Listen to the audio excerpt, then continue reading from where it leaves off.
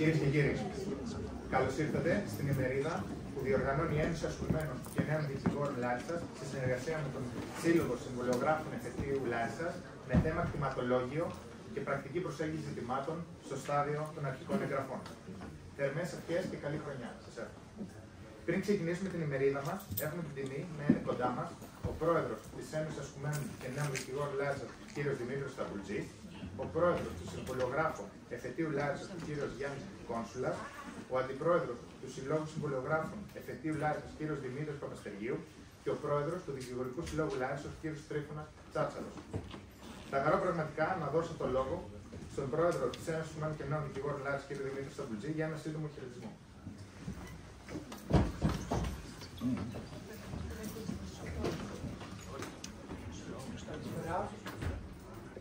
Αξιότιμε κύριε Πρόεδρε του Δικηγορικού Συλλόγου Λάρισσας, αξιότιμε κύριε Πρόεδρε του Συμβολογραφικού Συλλόγου Εφετείου Λάρισσας, αξιότιμε κύριε Αντιπρόεδρε του Συμβολογραφικού Συλλόγου Εφετείου Λάρισσας, αξιότιμα μέλη του Διοικητικού Συμβουλίου του Δικηγορικού Συλλόγου Λάρισσας, αγαπητοί συνάδελφοι, κυρίες και κύριοι.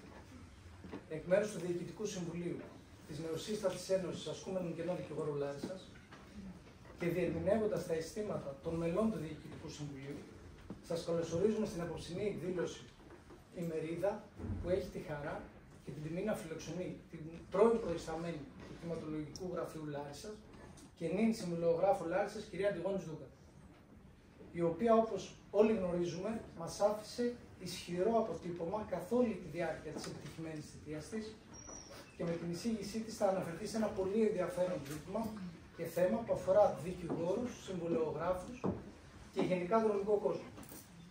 Σας ευχαριστούμε όλους για την παρουσία σας. Επίσης, θέλω να ευχαριστήσουμε το Δικηγορικό Σύλλογο Λάρισσας, υπό την αιγίδα του οποίου διοργανώνεται η σημερινή εκδήλωση, το Συμβολογραφικό Σύλλογο Εφετείου Λάρισσας, σε συνεργασία με τον οποίο διοργανώνεται αυτή η εκδήλωση, και το χορηγό μας, τις νομικές εκδόσεις Νομική Βιβλιοθήκη. Τέλος, ειδικά θέλουμε να εκφράσουμε δημόσια τις ευχαριστίες μας στην κυρία Σδούγκα, που ανταποκρίθηκε αμέσως στην πρόσκλησή μας. Σας ευχαριστώ. Ευχαριστώ κύριε Σταμπουλτζή. Να προσθέσει στο βήμα ο πρόεδρος Συμβολιογραφών Εφετείου Λάρισσας, κύριος Γιάννης Κόνσουλας, για έναν χαιρετισμό.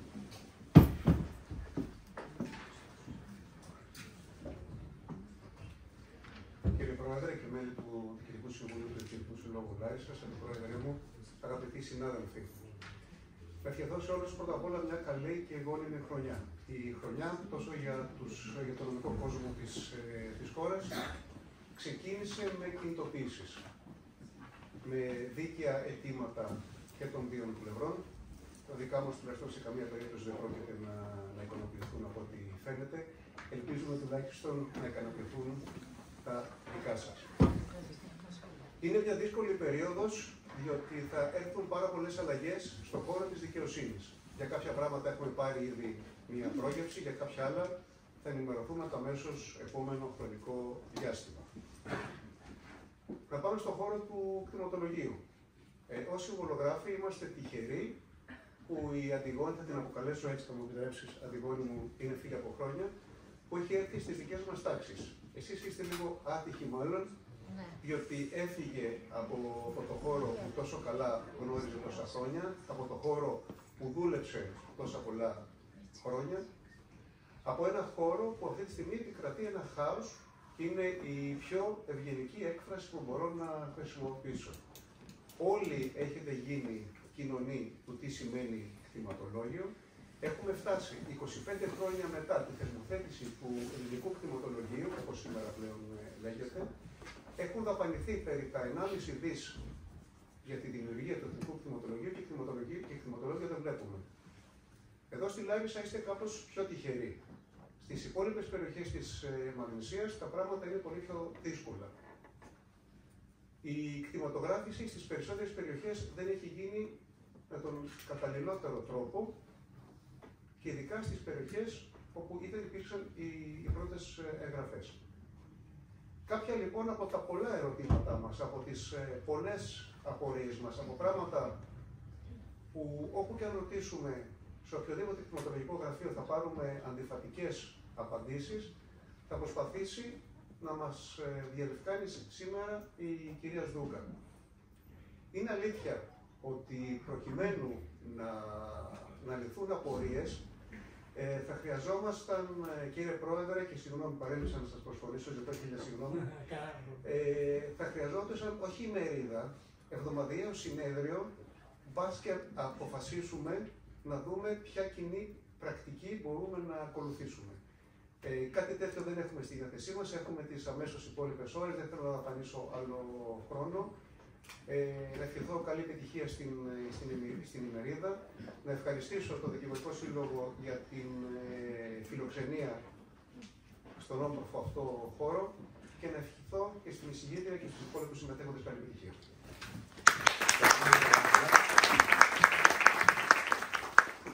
Να προσθέσει στο βήμα ο Αντιπρόεδρος των Συμβολογράφων Εφετείου Λάρισα, ο κύριος Δημήτρης Παπαστεργίου. Καλησπέρα σας κυρίες και κύριοι, αξιότιμε πρόεδρε του Δικηγορικού Συλλόγου, της Ένωσης Νέων και Ασκούμενων Δικηγόρων. Προεδρεύω να σε προσφωνήσω κι εγώ αντίστοιχα. Λοιπόν, ευχαριστούμε πρώτα την Ένωση για την πρόσκληση που μας απίφθινε, προκειμένου να συνδιοργανώσουμε τη συγκεκριμένη ημερίδα, δίνοντας ειδικά στα νέα παιδιά, είτε είναι αυτοί δικηγόροι, είτε νέοι συμβολογράφοι, είτε ασκούμενοι δικηγόροι, να μπουν λίγο και να κατανοήσουν στο μέτρο του εφικτού τη λειτουργία του κτηματολογίου, καθώς είναι ένα αντικείμενο το οποίο θα μας απασχολήσει πάρα πολύ, μας απασχολεί ήδη, αλλά θα μας απασχολήσει και πάρα πολύ τα επόμενα χρόνια. Γι' αυτό θα ήθελα λίγο έτσι, επειδή το έζησα το κτηματολόγιο από την αρχή του, και όντας συμβολογράφος Τρικάλων, όταν ακόμη γινόταν η κτηματογράφηση στα Τρίκαλα, θα ήθελα έτσι λίγο να κάνω μια ιστορική έτσι, αναδρομή για το θεσμό του κτηματολογίου όπως λειτουργούσε και λειτουργεί στην Ελλάδα. Η ιστορία του κτηματολογίου στη χώρα μας ξεκινάει το 1995. Μέχρι τότε είχαν γίνει κάποιες αποτυχημένες προσπάθειες. Κάποιοι συμβολογράφοι θα γνωρίζουν ότι υπήρχε το λεγόμενο γραφείο της πρωτευούσης και μόνο στη Ρόδο και στην Κο, λόγω των ιταλικών δυνάμεων που υπήρχε στο κτηματολόγιο. Η επανέναρξη έγινε το 1995 με τη λειτουργία της, οπότε και ιδρύθηκε η περιβόητη ανώνυμη εταιρεία κτηματολόγιο ΑΕ. Ξεκίνησε με χρηματοδότηση από την Ευρωπαϊκή Ένωση. Οι παλιότεροι θα θυμούνται ότι περιοχές όπως ο Τύρναβος και τα Τρίκαλα δεν πλήρωναν τέλος κτηματογράφησης. Πήγαιναν και απλά κατέθεταν τις δηλώσεις τους. Έτσι. Ενώ όμως που το 2001 η Ευρωπαϊκή Ένωση διαπίστωσε ότι δεν υπήρχε διαφάνεια για την ακρίβεια στην υλοποίηση του έργου, με αποτέλεσμα να σταματήσει την παροχή κοινοτικών πόρων και ζήτησε μάλιστα την επιστροφή των χρημάτων. Έτσι. Από τότε καταλαβαίνουμε ότι δεν ξεκίνησε σωστά το κτηματολόγιο να λειτουργεί. Και αρνήθηκε να ξαναχρηματοδοτήσει το κτηματολόγιο στην Ελλάδα. Το 2008 ξεκινάει η δεύτερη γενιά της κτηματογράφησης, που αφορούσε κυρίως πρωτεύουσες νομών, μέσα στις οποίες ήταν και η Λάρισα. Έτσι, η πόλη της Λάρισας. Πλέον όμως το κόστος της κτηματογράφησης μεταφέρθηκε στους πολίτες, οι οποίοι έπρεπε να καταβάλουν το περιβόητο 35 και αντίστοιχα για κάθε δικαίωμα εντός αστικών περιοχών και μέχρι 2 δικαιώματα για αγροτικές περιοχές. Στη συνέχεια ακολούθησαν και άλλες γενιές κτηματογράφησης. Μπήκε το 2016 ο υπόλοιπος νομός Λάρισας. Το 2018 όμως ιδρύθηκε το νομικό πρόσωπο δημοσίου δικαίου, έτσι, το οποίο έχει την επωνυμία πλέον Ελληνικό Κτηματολόγιο και υποπτεύεται πλέον από το Υπουργείο Ψηφιακής Διακυβέρνησης, ενώ το προηγούμενο ήταν στο Υπουργείο Δικαιοσύνης. Ένα πάλι φάουλ των νομικών. Λοιπόν, βέβαια το παράδοξο της υπόθεσης είναι ότι έγινε κατάργηση της ανωνύμου εταιρείας, μια ανοιχτή, με ένα νόμο, χωρίς να γίνει εκαθάριση, με ό,τι αυτό συνεπάγεται.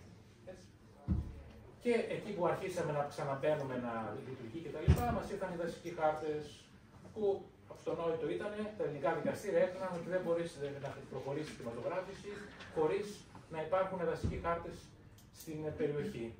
Οι παλιότεροι θα θυμούνται όταν είχαμε πάει στην ΔΕΙΑΛ, στην αίθουσα της ΔΕΙΑΛ και μας κάνανε την παρουσίαση τότε το γραφείο κτηματογράφησης, ο αείμνηστος συνάδελφός σας και συνάδελφός μας, δικηγόρος, ο κ. Δάρταλης, είχε ρωτήσει γιατί λέει ξεκινάει και καταγράφει τις περιουσίες το δημόσιο χωρίς να έχει των ιδιωτών, χωρίς το ίδιο το δημόσιο να ξεκινήσει πρώτα να καταγράψει τη δικιά του περιουσία και μετά να συμπληρώσει τα κομμάτια του παζλ. Δυστυχώς όμως η σύνταξη των αστικών χαρτών έγινε πάλι με προχειρότητα, όπως συνήθως γίνεται. Στηρίχθηκε σε αεροφωτογραφίες του 1945 που η Ελλάδα ήταν ακόμη υπό συνθήκες μεταπολεμικές. Λοιπόν, χωρίς να ληφθούν υπόψη παραχωρητήρια που είχαν εκδοθεί στο μεταξύ, διοικητικές πράξεις και να χαρακτηριστούν εκτάσεις βασικές που είχαν αποδοθεί σε ιδιώτες με πράξεις της διοίκησης.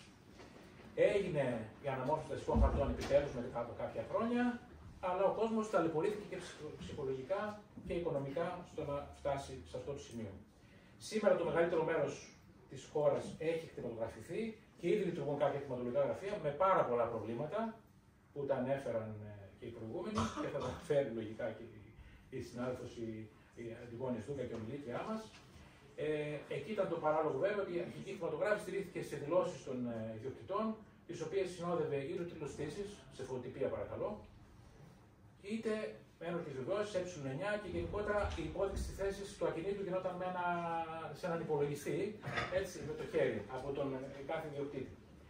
Στην αρχή βέβαια αυτά, μετά στο μεταξύ ευτυχώς άρχισαν να ζητάνε και τοπογραφικά ή συνταγμένες, αλλά όλα αυτά όμως έχουν δημιουργήσει και μας έχουν φτάσει στο θέμα της σημερινής μας ημερίδα, δηλαδή την διόρθωση των αρχικών εγγραφών. Είναι μια διαδικασία την οποία κατά κύριο λόγο έχουν υπομειστεί οι δικηγόροι και οι συμβολογράφοι, είτε μέσω τη διαδικασία του διόρθωση προδήλων σφαλμάτων, είτε δικαστικά με την άσκηση τη αγωγή του άρθρου 6, παράγραφος 2 του νόμου 26-64-38. Και σε αυτό το σημείο θα ήθελα να τονίσω και τον ρόλο που παίζουν οι δικηγόροι και οι συμβολογράφοι και το έχει αναχωρήσει και το ίδιο το κτηματολόγιο, όσο καθαριστικό είναι ο ρόλος μας στη διαμόρφωση του κτηματολογίου.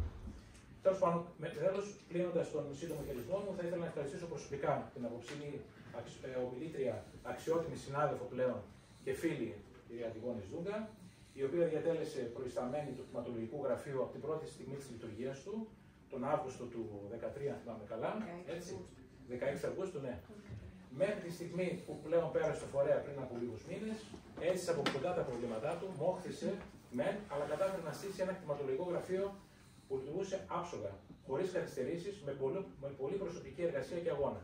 Και ακόμα θυμάμαι, φίλε Αντιγόνη, τα τηλεφωνήματα που μου έκανες, Σαββατοκύριακο ακόμη, για να λύσουμε διάφορα θέματα, δείγμα του ζήλου και τη διάθεση που έδειχνε για προσφορά. Επίσης, να την ευχαριστήσω όχι μόνο γιατί έστησε ένα υποδειγματικό κτηματολογικό γραφείο, αλλά γιατί ήταν πάντα εκεί, δίπλα στους δικηγόρους και στους συμβολογράφους, να δίνει συμβουλές για κάθε ζήτημα και παράλληλα και λύσεις, ξεμπλοκάροντας συναλλαγές, κάτι το οποίο δυστυχώς δεν το έχουμε. Την ίδια πολύτιμη συμβουλή της και καθοδήγηση θα μας προσφέρει και σήμερα με την εμπειρία της και τις αδιαφυσβήτητες νομικές γνώσεις ως πρώην υποθεκοφύλακας και πρώην προϊσταμένη του Κτηματολογικού Γραφείου Λάρισας. Ευχή τέλος όλων μας είναι να στηθεί επιτέλους ένα σωστά οργανωμένο και κυρίως λειτουργικό κτηματολόγιο που να καλύπτει όλη την ελληνική επικράτεια με ορθή αποτύπωση τόσο της νομικής όσο και της τεχνικής πληροφορίας, προκειμένου τόσο ο ιδιώτης να διασφαλίσει την περιουσία του, όσο και να μπορούμε πλέον εμείς οι νομικοί να έχουμε ολοκληρωμένη εικόνα του ακινήτου και των εμπραγμάτων δικαιωμάτων επ' αυτού και μάλιστα άμεσα από την οθόνη του υπολογιστή μας, όπως σε κάποιες περιοχές έχουμε ήδη.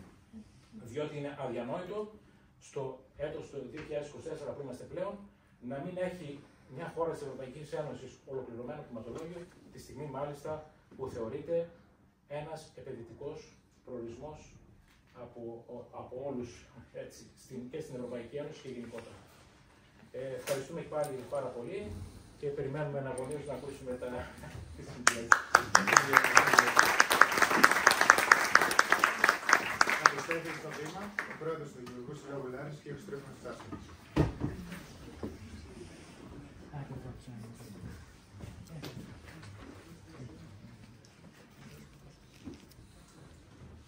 Κύριε Πρόεδρε και κυρία Αντιπρόεδρε του Συμβολογικού Συλλόγου, κύριε Πρόεδρε της Ένωσης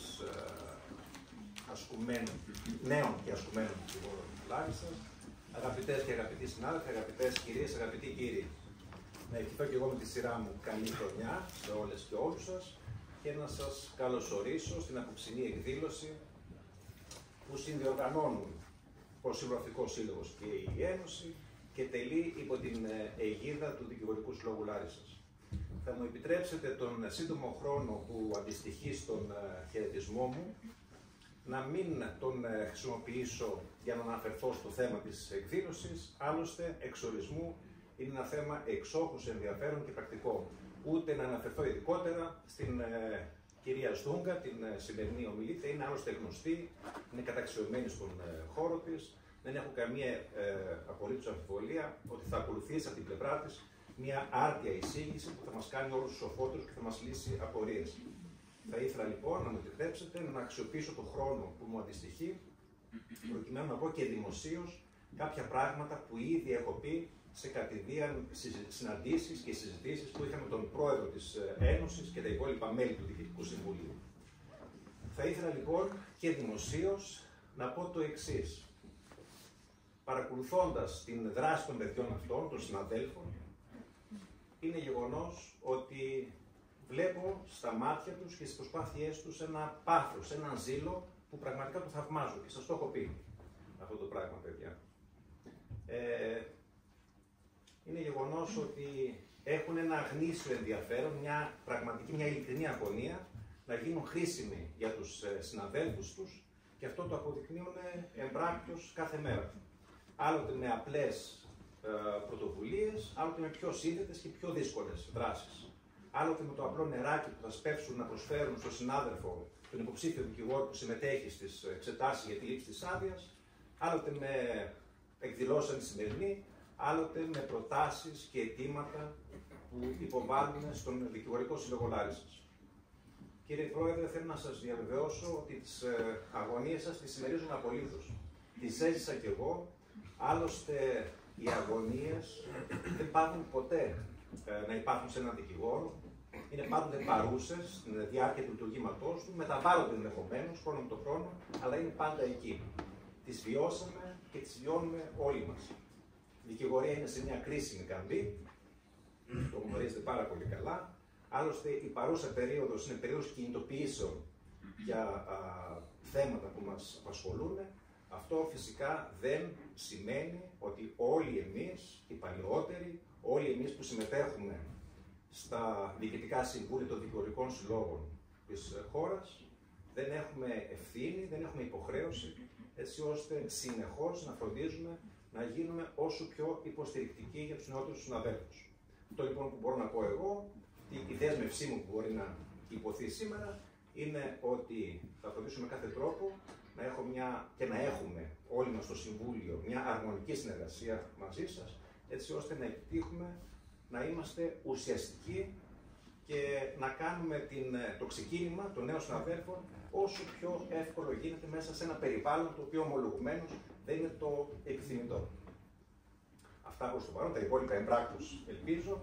Να ευχηθώ σε εσάς, στα μέλη του Διοικητικού Συμβουλίου και στα μέλη της Ένωσης γενικότερα, να συνεχίσετε με το ίδιο πάθος, με αυτό το πάθος που βλέπω στα μάτια σας και σήμερα, να υποστηρίζετε τους καταστατικούς σκοπούς της Ένωσής σας.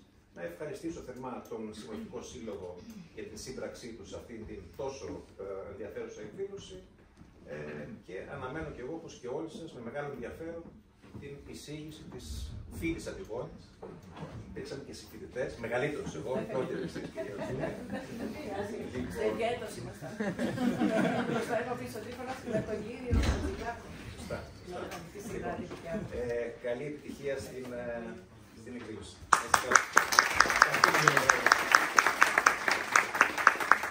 Η σημερινή μας ημερίδα έχει σαν στόχο να μας διαφωτίσει αλλά και να μας προσανατολίσει ως προς το θέμα των εθνικών εγγραφών του κτηματολογίου και των ζητημάτων που προκύπτουν εκεί.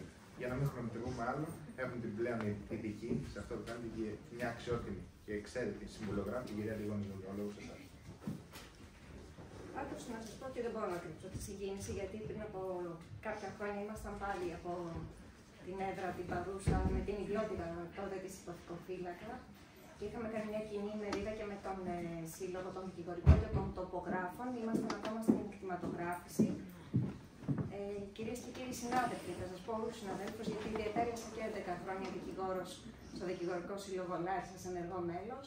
Κύριε Πρόεδρε του νεοσύστατου, μάλλον Ένωσης είστε, της Ένωσης Ασκούμενων και Νέων Δικηγόρων, τον δικό μου πλέον Πρόεδρο, φίλο αγαπητό Γιάννη Κόνσουλε και τον αγαπημένο μου φίλο συνάδελφο Αντιπρόεδρο. Καλησπέρα σε όλους, καλή χρονιά. Νιώθω το βάρος της ευθύνης, της τριπλής ιδιότητας, γιατί η αλήθεια είναι ότι κανένας δεν μας προετοίμασε, τελειώνοντας τη νομική, τι θα αντιμετωπίσουμε. Επειδή είστε οι περισσότεροι νέοι δικηγόροι ή ασκούμενοι δικηγόροι, θα σας μεταφέρω μια βιωματική εμπειρία, ότι θέλει πάρα πολύ υπομονή το επάγγελμα. Για να σταθείτε στα πόδια με σιγουριά, θα κάνετε υπομονή 5-6 χρόνια. Δώστε μία πίστοση χρόνου στη δικηγορία, αν σας αρέσει, αν δεν σας αρέσει. Είναι ένα πολύ ωραίο πρώτα απ' όλα λειτουργήμα, γιατί θέλουμε να μείνει λειτουργήμα, αλλά από αυτό ζούμε, άρα είναι και επάγγελμα. Βιοπορίζονται αρκετοί, δεν το κάνουν από χόμπι. Μακάρι να μπορούσαμε να το κάνουμε το χόμπι και τη δικηγορία και τη συμβολογραφία και οτιδήποτε άλλο. Μία φορά δικηγόρος, με έχετε ακούσει πάρα πολλές φορές να το λέω, στην Ομίγυρη, για πάντα δικηγόρος. Σμιλεύει τρόπο σκέψης, σμιλεύει χαρακτήρα, σμιλεύει ύφος, στάση ζωής. Από εκεί και πέρα μετά τη δικηγορία μπορεί να κάνει τα πάντα. Αλλά αν ήμουν εγώ ποτέ υπουργός δικαιοσύνης, θα έλεγα ότι για να σταθεί κάποιος σε λειτουργήματα δημόσιου χαρακτήρα, είτε είναι δικαστής κατά κύριο λόγο, θα θεσμοθετούσα την υποχρεωτική άσκηση δεκαετούς δικηγορικής ενεργούς παρουσίας. Μόνο έτσι μπορεί κάποιος να βιώσει τις αγωνίες του ελεύθερου επαγγελματία και επειδή έκανα και 11 χρόνια δικηγόρος, γι' αυτό και προσέγγισα το συμβόλαιο πάντοτε από τη φιλική πλευρά, την αγωνία ενός συναδέλφου, γιατί είμαστε όλοι συνεργάτες, μάλλον συνάδελφοι συνεργαζόμενοι είμαστε στο κοινό αποτέλεσμα που είναι η καταχώρηση της συμβολογραφικής πράξης στο κτηματολικό φύλλο ή η μεταγραφή του στο υποθηκοφυλακείο, η καταχώρηση της αντίστοιχης δικαστικής απόφασης που επιφέρει οποιαδήποτε αλλαγή στο δικαίωμα. Δεν μακρηγορώ γιατί έκανα μια μεγάλη εισαγωγή υπό το βάρος των 3 ιδιωτήτων, 2 παρελθόντων και μίας ασκούμενης περίοδου, τώρα ως πλέον συμβολογράφος. Είναι ένα επάγγελμα, μάλλον η νομική επιστήμη βάλετε, όπως έθιξες Δημήτρη μου, ξεκίνησε το κτηματολόγιο από το Υπουργείο Δικαιοσύνης γιατί ήταν ένα κατεξοχήν εργαλείο νομικής πληροφορίας. Εν μία νυχτή διαπλεκόμενα πέρασε στο Υπουργείο Περιβάλλοντος, τότε το ΙΠΚ, δεν το είπες, δεν πειράζει, δεν είναι η ουσία. Έμεινε για αρκετά χρόνια στο ΙΠΚ και πολύ πρόσφατα πέρασε στο ψηφιακής διακυβέρνησης. Αυτό τι σημαίνει? Σημαίνει απερίφραστα τη βούληση της πολιτείας να συρρικνώσει τη νομική πληροφορία, να την καταστήσει όσο το δυνατόν το ελάχιστα απαραίτητη και να διωγγώσει την τεχνική πληροφορία. Αυτό θα επιφέρει μια φοβερή ανασφάλεια πραγμάτων δικαιωμάτων και κάποια στιγμή θα οδηγηθούμε, εγώ εύχομαι να μην το δούμε άμεσα, αλλά όπως έχουμε οδηγηθεί εν ώψη και των πλημμυρών που μεσολάβησαν και πήγαν σε υποχρεωτική ασφάλιση, μάλλον επέκταση του ασφαλιστικού κινδύνου στα ακίνητα, να τα καλύψουμε και επιπλέον ασφαλιστικούς κινδύνους, σύντομα θα δούμε ασφαλιστήρια συμβόλαια για εξασφάλιση των πραγμάτων δικαιωμάτων. Και γιατί θα γίνει αυτό?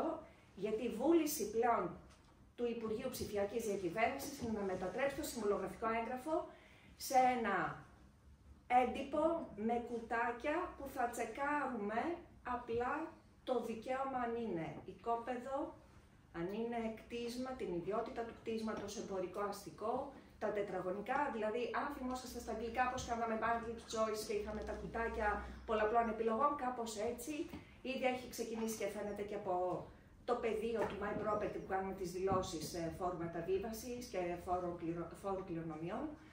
Έτσι κάπως θα οδηγηθεί και το συμβολογραφικό έγγραφο, εύχομαι ποτέ, ιδάλλως εύχομαι μακροπρόθεσμα, όλοι να λήξουμε ευδόκιμα την επαγγελματική μας πορεία, αλλά δυστυχώς η νομική πληροφορία συρρικνώνεται και τώρα πλέον με την ιδιότητα του συμβολογράφου έχουμε μία σελίδα το πολύ νομική πληροφορία και ατελείωτες σελίδες στο έμφυα, στο δασικό, μη δασικό, το φορολογικό, το πολεοδομικό κομμάτι.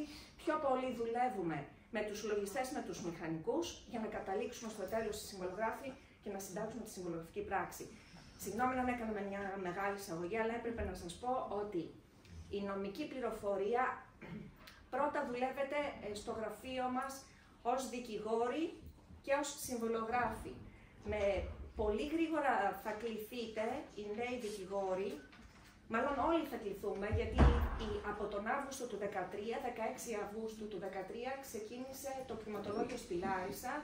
Μας κοινοποιήθηκε περί τα τέλη του 2023 το έγγραφο που γνωστοποιεί την ημερομηνία τελευταίας ενημέρωσης της κτηματολογικής βάσης. Θα με επιτρέψετε να μιλήσω για Λάρισα, δεν ξέρω τι γίνεται στη Μαγνησία. Απλά μας κοινοποιήθηκε λοιπόν από το ελληνικό κτηματολόγιο ότι ορίστηκε ως τελευταία ενημέρωση της κτηματολογικής βάσης για το Δήμο Ελασσόνας, Δήμο Τεμπών και Δήμο Τυρνάβου η 29η Δεκεμβρίου του 2023. Από τότε και από τον καινούριο χρόνο δηλαδή η κτηματολογική βάση δεν την χάνει ενημέρωσης και επεξεργασίας με τις νεότερες εγγραφές. Αυτό σε πρακτικό επίπεδο τι σημαίνει? Λοιπόν, ένα λεπτό να βρω τις σημειώσεις μου. Σε πρακτικό επίπεδο σημαίνει ότι για το Δήμο Τεμπών, Ελασσόνας και Τυρνάβου συνεχίζουμε να υποβάλλουμε, να παίρνουμε πιστοποιητικό κτηματογραφούμενο ακινήτου για τις πράξεις που συντάσσουμε. Διάγουμε τώρα το παγωμένο διάστημα, πάμε τα συμβόλαιά μας κανονικά στο υποθηκοφυλακείο με αίτηση περίληψη το συμβόλαιο. Καταργήθηκε η υποχρέωση της προσκόμισης δήλωσης φόρου μεταβίβασης, αλλά ξέρω ότι το ζητάνε χωρίς να σημαίνει ότι κάνουν κάτι παράτυπο. Για δική μας διευκόλυνση είναι για να επιβεβαιώνουν τις αξίες για τα τέλη και τα δικαιώματα. Διάγουμε το παγωμένο διάστημα όπου ό,τι καταχωρείται στο υποθηκοφυλακείο θα αποτελέσει τις αρχικές εγγραφές στους Δήμους που είπαμε. Άρα μπήκαμε λίγο και στην έννοια των αρχικών εγγραφών. Αρχικές εγγραφές είναι το αποτέλεσμα της ανάρτησης, μάλλον των κτηματολογικών πινάκων που έχουν σχηματιστεί από τις δηλώσεις που έχουμε εμείς υποβάλει ως επαγγελματίες και ως ιδιοκτήτες κατά την κτηματογράφηση και την επεξεργασία αυτών των δεδομένων από τον ανάδοχο νομικό και από τον ανάδοχο τεχνικό μέλος της κοινοπραξίας. Πολύ γρήγορα λοιπόν είπαμε τι είναι η κτηματογράφηση. Η κτηματογράφηση είναι μια διαδικασία συλλογής δύο βασικών στοιχείων. Της καταγραφής των εμπραγμάτων δικαιωμάτων που ο κάθε ενδιαφερόμενος είτε υπό την ιδιότητά του ως ιδιοκτήτης είτε υπό την ιδιότητά του ως δανειστής δηλώνει αντιστοίχως το δικαίωμα της κυριότητας ή του εμπραγμάτου βάρους που έχει, υποθήκη, προσημείωση, κατάσχεση. Ακόμα και οι αγωγές πρέπει να δηλώνονται, γιατί έτσι καταρτίζεται το κτηματολικό φύλλο. Αυτό το κομμάτι το νομικό.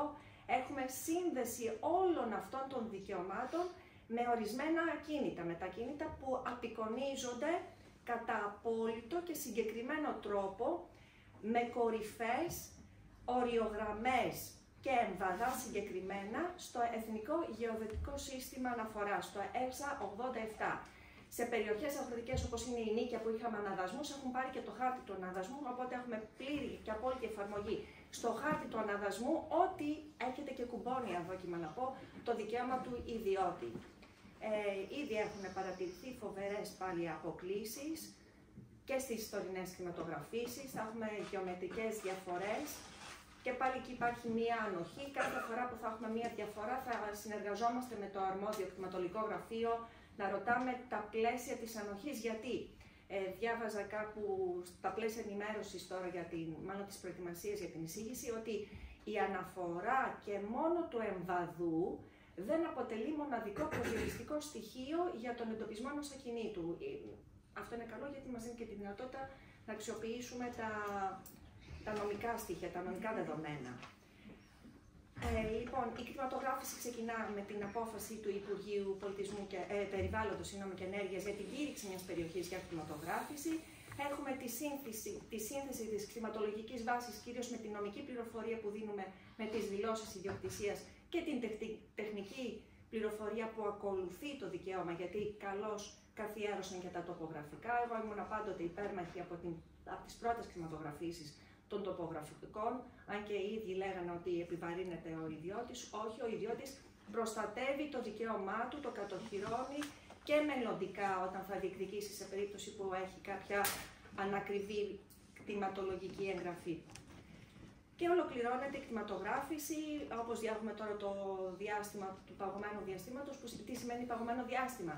Συνεχίζουν τα συμβόλαιά μας, καταχωρούνται κανονικά και οι δικαστικές αποφάσεις στο υποθηκοφυλακείο και παράλληλα ενημερώνεται από τον υποθηκοφύλακα ή τον προϊστάμενο του κτηματολογικού γραφείου η κτηματολογική βάση, οπότε όταν με απόφαση του ελληνικού κτηματολογίου μία περιοχή και μάλλον κηρύξει το πέρας της κτηματογράφησης, σε 30 μέρες περίπου, αυτό λέει η νομοθεσία, οδηγούμαστε στις αρχικές εγγραφές. Άρα, πολύ σύντομα ως δικηγόροι, πρωτίστως εσείς, κατά δεύτερη βάση εμείς οι συμβολογράφοι, θα κληθούμε να διαχειριστούμε και τις αρχικές εγγραφές στο Δήμο Ελασσόνας, Τεμπόρν και Τυρνάβου. Ευχαριστώ. Κάτι να αναφέρω ότι όπως συνέβη στη Λάρισα με το δασοχώρι, να έχουμε στο πίσω μέρος του μυαλού μας ότι κάθε κτηματολογικό γραφείο είναι αρμόδιο για τις κτηματολογικές εγγραφές που αφορούν στα ακίνητα της περιοχής του. Όμως, δεν σημαίνει απαραίτητα ότι η προηγούμενη περιφέρεια του υποθηκοφυλακίου ταυτίζεται με την ίδια περιφέρεια του κτηματολογίου. Στη Λάρισα είχαμε το δασοχώρι που ήταν σαν υποθηκοφυλακείο η τοπική αρμοδιότητα του Τυρνάβου, σαν κτηματολόγιο είναι της τοπικής αρμοδιότητας Λάρισσας. Τέτοια φαινόμενα στην ευρύτερη περιοχή έχουμε το Στόμιο, ο Παλαιόπυργος και η Καρίτσα, υπάγονται σε καθεστώς υποθηκοφυλακίου στον Πυριατό, είναι το υποθηκοφυλακείο Ολύμπου, σε καθεστώς όμως λειτουργούντος γραφείου θα είναι το κτηματολογικό γραφείο Γιάς. Αντίστοιχα είναι το Ομόλιο, που σε καθεστώς υποθηκοφυλακίου είναι υποθηκοφυλακείο Κισάβου, δηλαδή το Σικούριο. Όταν συνεχίζει εκεί πέρα η περιοχή, ενώ είναι Δήμος Τεμπών, έχει, είπαμε, κλειδώσει ο Δήμος Τεμπών, έχει οριστικοποιηθεί, πάμε σε αρχικές εγγραφές. Το Ομόλιο παρόλα αυτά συνεχίζει να υπάγεται στο κτηματολογικό γραφείο Αγιάς, άρα εκεί για το Ομόλιο έχουμε τις δηλώσεις ΔΕΛΤΑ2.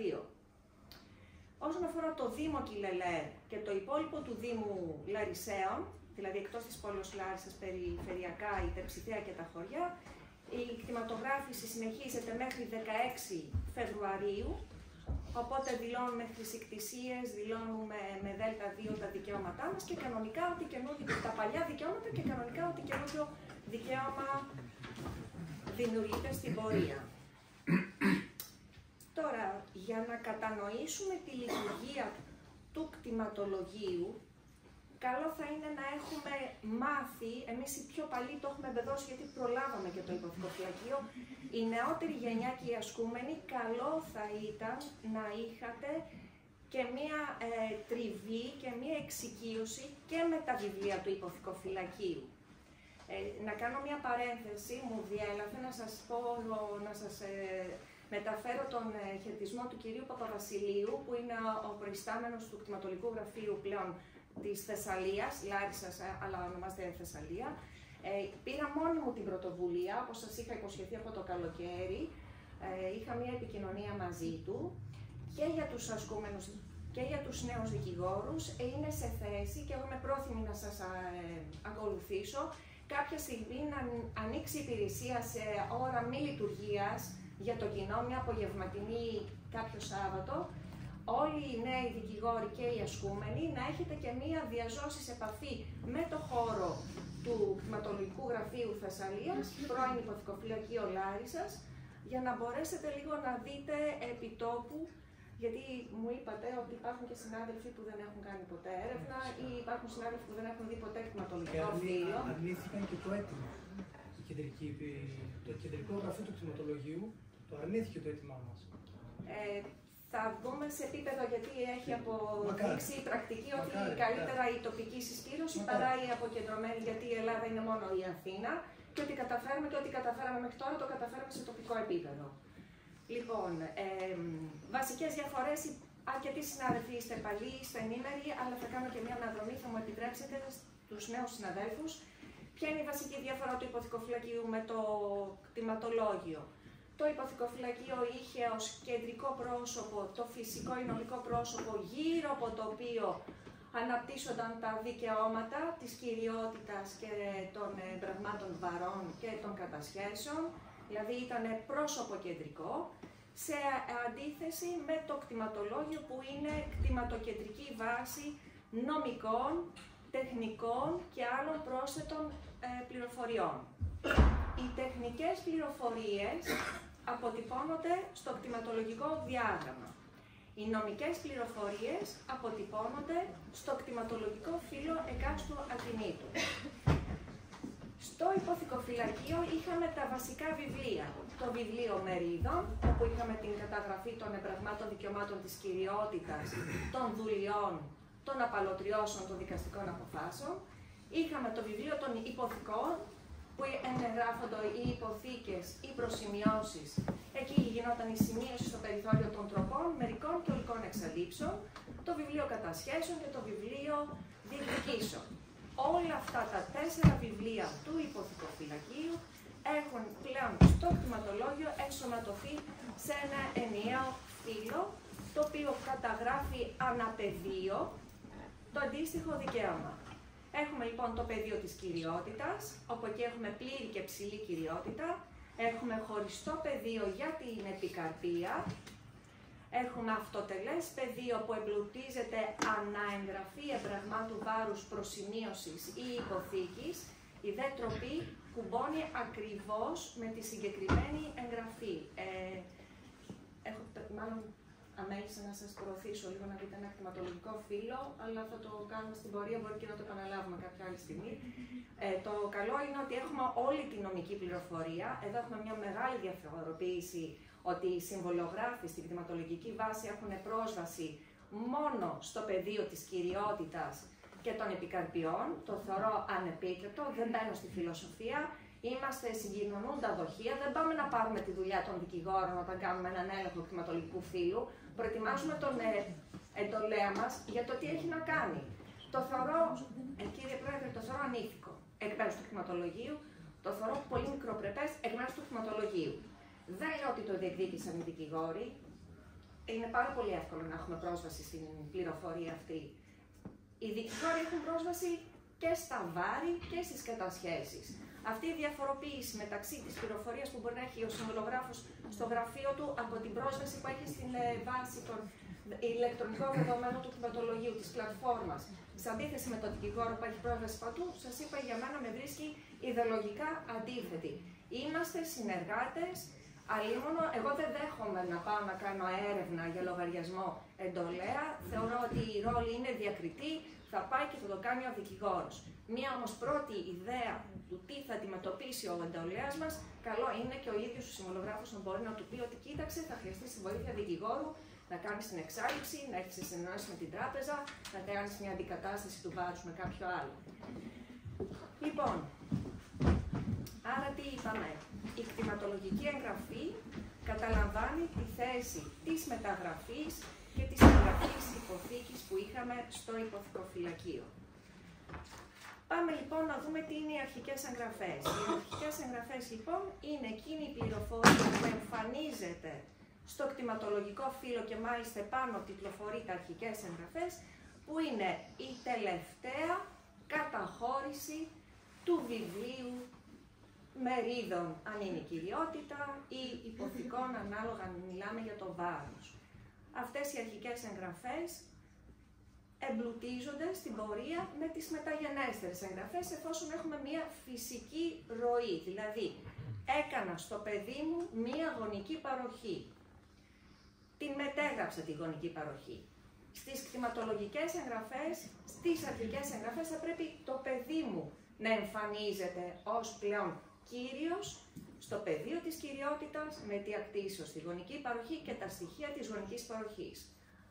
Αν παρόλα αυτά, για οποιονδήποτε λόγο, είτε αμέλησα, είτε είναι στο παγωμένο διάστημα, δεν ενημερώθηκε η κτηματολογική βάση ότι αυτό το ακίνητο πέρασε λόγω γονικής παροχής στον β κύριο, στο παιδί μου, και φαίνομαι ακόμη εγώ στο πεδίο της κυριότητας με το δικό μου τίτλο κτήσεως, γιατί το είχα αγοράσει, τότε έχουμε την καταχώρηση του δικαιώματος με την διαδικασία του άρθρου 6, παράγραφος 4. Παρακαλώ πολύ, επειδή τα πράγματα έχουν γίνει πάρα πολύ απρόσωπα, όταν έχετε καταχώρηση παλαιού συμβολέου στο υποθηκοφυλακείο που θα έπρεπε να φαίνεται στις αρχικές εγγραφές ως πρώτο, να φροντίζετε να έχετε καταχώρηση, για προσκαταχώρηση το έντυπο του άρθρου 6 παράγραφος 4. Εμείς στο υποθηκοφυλακείο είχαμε τη δυνατότητα, λόγω του ότι ήταν και προσωπική εμπλοκή, βάζαμε από μόνοι μας κατά άρθρο 6 παράγραφος 4, δεν είναι τίποτα. Αν πάτε σε μεγάλα κτηματολογικά γραφεία, κυρίως στις πρωτευούσες Αθηνών και περιφερειάς, είναι πολύ απρόσωπα τα πράγματα, θα σας απορρίψουν την αίτηση, γιατί πολύ απλά θα πει ο προϊστάμενος, δεν είναι δουλειά δικιά μου να βάλω το σωστό έντυπο. Οδηγούμαστε με το κτηματολόγιο σε μία τυπολατρεία, που είναι αναγνωριστική ή διεκδικητική. Είναι η διόρθωση των αρχικών εγγραφών που γίνεται με αγωγή. Γιατί στις αρχικές εγγραφές εμφανίζεται κάποιος άλλος κύριος από μένα που ισχυρίζομαι ότι έχω ισχυρό και αληθές δικαίωμα κυριότητος έναντι σε αυτόν που αναγράφεται και είναι με πιο αδύναμο, πιο ανασφαλές, πιο ανακριβές δικαίωμα από ότι εγώ. Είναι η μόνη περίπτωση που εκεί έχουμε αγωγή για διόρθωση αρχικών εγγραφών. Είναι τακτική διαδικασία. Το ίδιο το άρθρο από μόνο του δεν ορίζει ρητή προθεσμία για την εγγραφή της αγωγής στο κτηματολογικό φύλλο. Αυτή η πληροφορία αντλείται από παρακάτω άρθρα, το 12 παράγραφος 1 και το 13 άρθρο παράγραφος 2, σε συνδυασμό με το βασικό άρθρο το 220 του Κώδικα Πολιτικής Οικονομίας. Τι μας λέει το 220 του Κώδικα Πολιτικής Οικονομίας? Ότι οι αγωγές εγγράφονται στο βιβλίο διεκδικήσεων μέσα σε προθεσμία 30 ημερών από την κατάθεσή τους. Καλό είναι να τηρείται η προθεσμία των 30 ημερών, ακόμα και αν ο προϊστάμενος χαριστικά σας καταχωρήσει την αγωγή του 6-2 εκπρόθεσμα, δηλαδή πέραν της παρέλευσης των 30 ημερών από την κατάθεση της αγωγής για τη διόρθωση των αρχικών εγγραφών, να ξέρετε, η προθεσμία αυτή ελέγχεται αυτεπάγγελτα από το δικαστήριο και οδηγεί σε απόρριψη ως απαράδεκτη της αγωγής. Οπότε κάποιες φορές που ήρθαν κάποιοι συνάδελφοι και μου είπαν έλα πάρ' το έτσι, τι σε πειράζει εσένα, θα το ελέγξει στο δικαστήριο. Δεν το έκανα βέβαια ποτέ, αλλά και χαριστικά να σας το κάνει κάποιος γιατί δεν το πρόσεξε, θα το δει ο ίδιος ο κτηματολογικός δικαστής και είναι κρίμα να κηρυχθεί απαράδεκτη συζήτηση για αυτόν τον και μόνο το λόγο. Στο 6.3, όχι, στο 6.2, έχουμε έναν νεοτερισμό. Θα σταθώ σε αυτόν τον νεοτερισμό. Πριν από τη συζήτηση της αγωγής και επί ποινία παραδέκτου της συζήτησης, ο ενάγων οφείλει να καλέσει με την αγωγή ή με ιδιαίτερο δικόγραφο όλους τους εναγωμένους σε υποχρεωτική αρχική συνεδρία διαμεσολάβησης. Πριν λοιπόν την καθιέρωση του πρακτικού διαμεσολάβησης, είχαμε τη δυνατότητα μία αγωγή διόρθωσης αρχικών εγγραφών του 6.2 δηλαδή μεταξύ ενός ενάγοντα και ενός εναγωμένου, είχαμε τη δυνατότητα να την επιλύσουμε με την διαδικασία του 214α. Πλέον και νομοθετικά έχει καθιερωθεί το πρακτικό διαμεσολάβησης που έβαλε τελεία και παύλα στον οποιοδήποτε θεωρητικό προβληματισμό αν τα πρακτικά της διαμεσολάβησης μπορούν να αποτελέσουν αντικείμενο κτηματολογικής διαφοράς. Ήρθε λοιπόν ο νομοθέτης με αυτόν τον νεοτερισμό, καλό νεοτερισμό μέχρι ενός βαθμού, ενέχει κινδύνους, πρέπει να τον αντιμετωπίσετε με πάρα πολύ σοβαρότητα, διότι έχω πει και σε μια προηγούμενη εισηγησή μου, ειδικά για τα πρακτικά διαμεσολάβησης, το ότι σε μια στημένη αντιδικία θα προκαλέσετε την έκδοση ενός πρακτικού διαμεσολάβησης, η οποία το πρακτικό θα υποκρύπτει μεταβίβαση, και τι το λέει ο νόμος, ότι απαγορεύεται να υποκρύπτει άτυπη μεταβίβαση του ακινήτου και υπόκειται σε διάρρηξη κατά τους όρους του άρθρου 939 του Αστικού Κώδικα.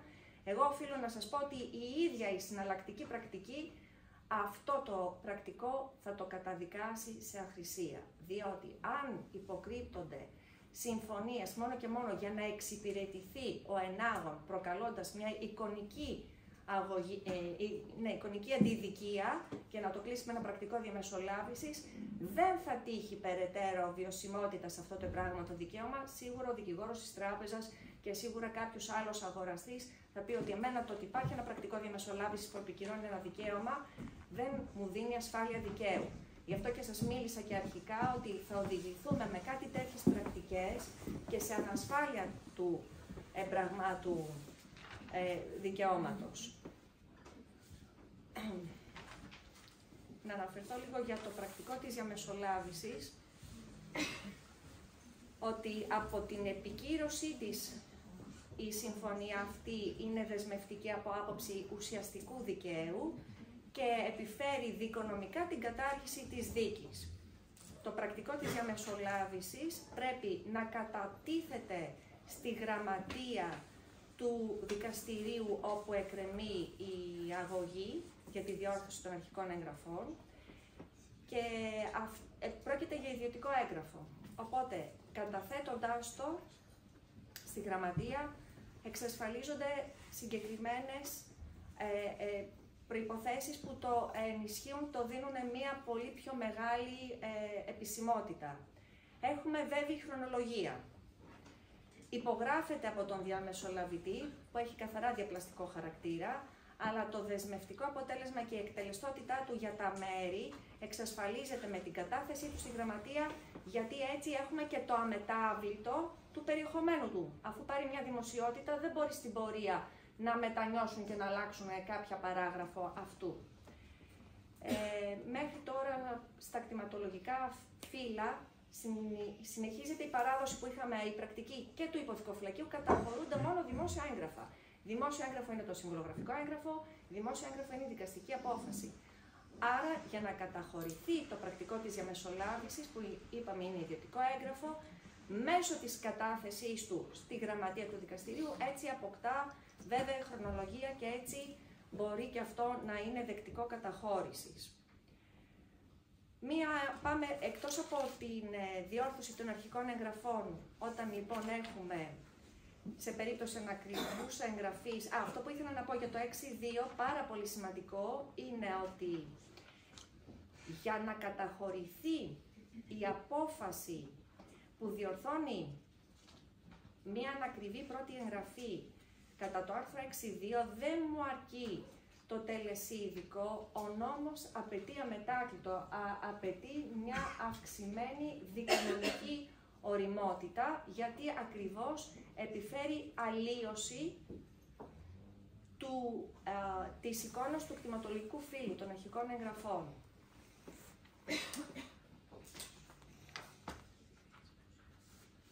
Το 6.4 το είπαμε ότι είναι το 6.4 μπορείτε, πέραν από των συμβολογραφικών πράξεων, έχει συμβεί βάρος, προσημείωση ή υποθήκη ή αγωγή που ακόμα είναι σε κρεμοδικία. Να μην φαίνεται στο κτηματολογικό φύλλο.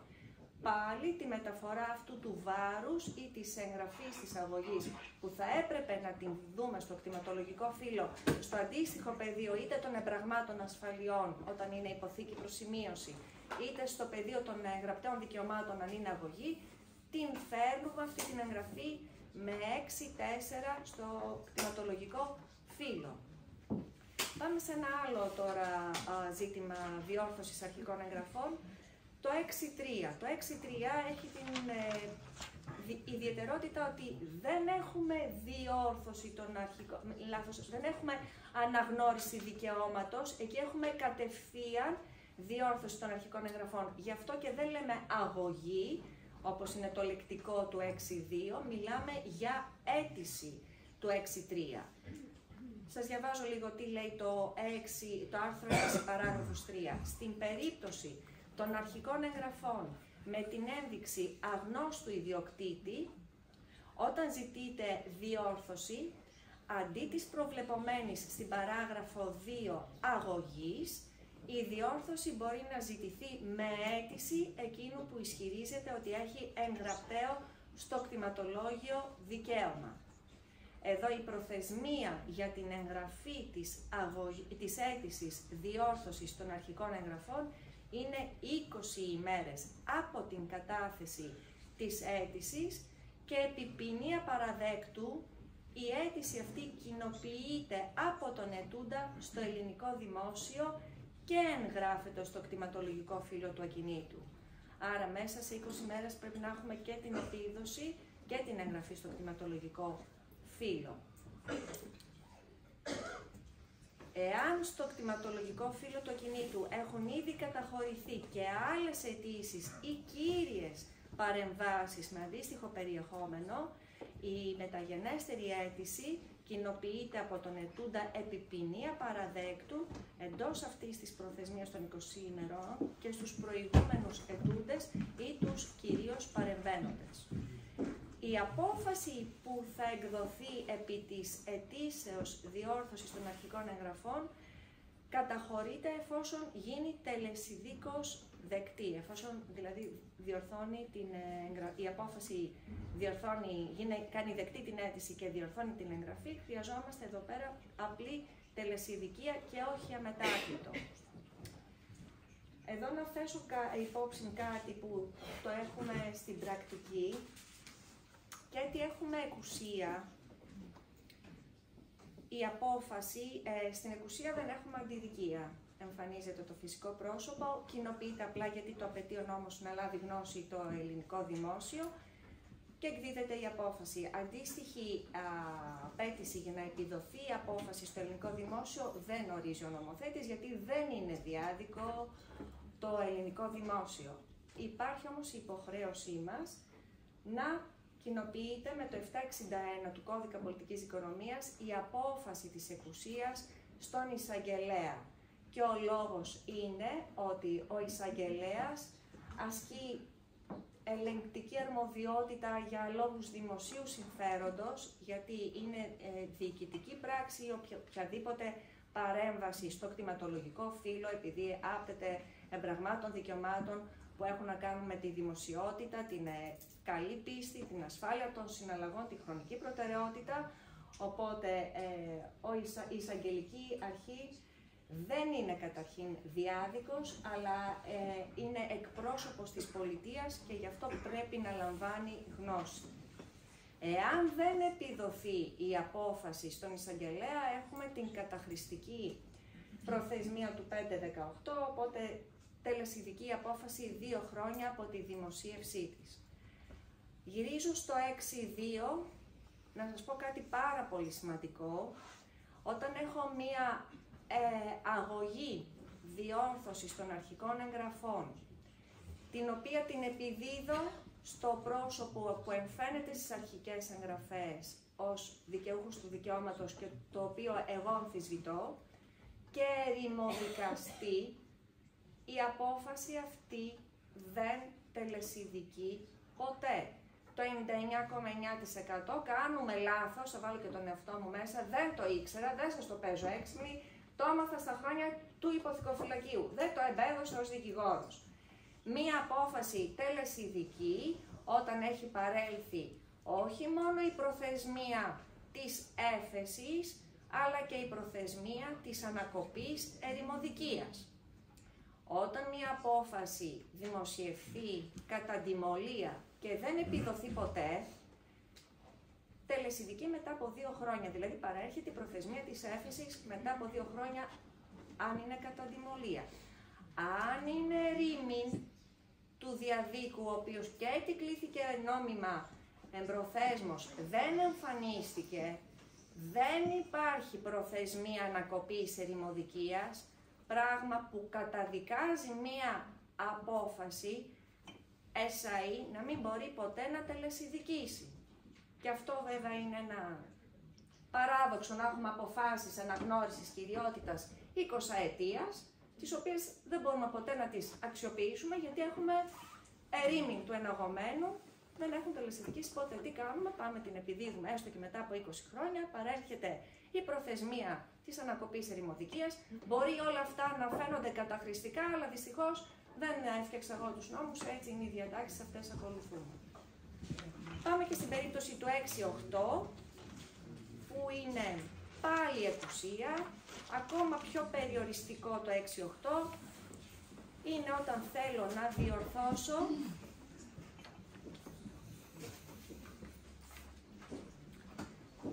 στοιχεία των αρχικών εγγραφών, είτε προσωπικά δικά μου, γιατί σφάλουν ενδεχομένως στοιχεία που δεν μπορεί να μου διορθώσει ο προϊστάμενος του κτηματολογικού γραφείου μέσω μιας αίτησης διόρθωσης προδήλου σφάλματος. Κυρίως το 6-8 που το έχουμε δει στο κτηματολογικό γραφείο όταν ήμουν προϊσταμένη. Όταν έχω μία αιτία κτήσεως, ένα συμβόλαιο το οποίο για οποιονδήποτε λόγο δεν με βολεύει, έχει προβλήματα, δεν θέλω να φαίνομαι ότι είμαι κυρία αυτού του ακινήτου με ένα μεταγεγραμμένο συμβόλαιο. Με βολεύει όμως να επικαλεστώ χρησικτησία. Κάνω την αίτηση του 6-8, είναι εκουσία, εμφανίζομαι ενώπιον του κτηματολογικού δικαστή και λέω ότι εμφανίζομαι στις αρχικές εγγραφές με αιτία κτήσεως στο πολιτήριο συμβόλαιο, σφάλει αυτή η αιτία κτήσεως, εγώ νέμομαι και κατέχω και θέλω να διορθωθεί η αιτία κτήσεως σε χρησικτησία. Έχουν γίνει δεκτές τέτοιες αποφάσεις, μην τις φοβόσαστε, κάντε όταν είναι να διορθώσετε προβλήματα που έχει ένα συμβολογραφικό έγγραφο. Η καταχώρηση της απόφασης του 6-8, επειδή είναι εκουσία και επειδή είναι καθαρά διόρθωση αρχικών εγγραφών και όχι αναγνώριση δικαιώματος, δεν δημιουργεί υποχρέωση καταβολής φόρου χρησικτησίας. Επαναλαμβάνω, στο κτηματολογικό φύλλο, εάν αλλάξω στο πεδίο της κυριότητας το δικαίωμα που έχω, την αιτία κτήσεως της κυριότητάς μου, από έναν τίτλο που για οποιονδήποτε λόγο δεν θέλω να τον χρησιμοποιήσω σε χρησικτησία, καταχωρώ την απόφασή μου κανονικά, αλλάζει στο πεδίο κυριότητας το δικαίωμα σε χρησικτησία, αλλά όταν θα πάω να το μεταβιβάσω με αυτή την αιτία, ο συμβολογράφος θα με καλέσει να πληρώσω το φόρο χρησικτησίας, γιατί έτσι είναι η φορολογική νομοθεσία. Το 6-8 μπορεί να έχω και περί γεωμετρικά στοιχεία που θέλω να διορθώσω. Όταν οι αλλαγές αφορούν και σε γεωμετρικά στοιχεία, αντί του αποσπάσματος του κτηματολογικού διαγράμματος που πρέπει να συνοδεύει επί ποινία παραδέκτου τη συζήτηση της αίτησής μου, μπορώ να προσκομίσω, όχι μπορώ, πρέπει να προσκομίσω τοπογραφικό διάγραμμα γεωμετρικών μεταβολών, στο οποίο να αποτυπώνεται η όποια γεωμετρική μεταβολή επέρχεται με την αιτούμενη διόρθωση. Και πάλι, στην περίπτωση της διόρθωσης των αρχικών εγγραφών με την εκουσία του 6-8, θέλω τελεσίδικη απόφαση. Δηλαδή, επιδίδω στον εισαγγελέα, περνάνε 30 μέρες και μετά την καταχωρώ την απόφασή μου στο κτηματολογικό φύλλο. Το 19.2 είναι ένα, αυτό κι αν είναι τεχνοκρατικό άρθρο, είναι όταν το οικόπεδό μου έχει, στον τίτλο κτήσεώς μου έχω ένα οικόπεδο 200 τετραγωνικά μέτρα, στο κτηματολόγιο το οικόπεδό μου αποτυπώνεται ως 150, γιατί τα 50 είναι σε έναν όμορο ιδιοκτήτη. Υπάρχει δυνατότητα της εξοδικαστικής επίλυσης αυτής της διαφοράς ως προς τα γεωμετρικά στοιχεία με τη διαδικασία του άρθρου 19 παράγραφος 2, που σε μία από τις πρόσφατες τροποποιήσεις ευτυχώς απελευθέρωσε τον δικηγόρο από την υποχρεωτική πρώτα κατάθεσή του στο προϊστάμενο του κτηματολογικού γραφείου, την παρέλευση άκαρπης της προθεσμίας των 2 μηνών και μετά την κατάθεση της αίτησης στο δικαστήριο.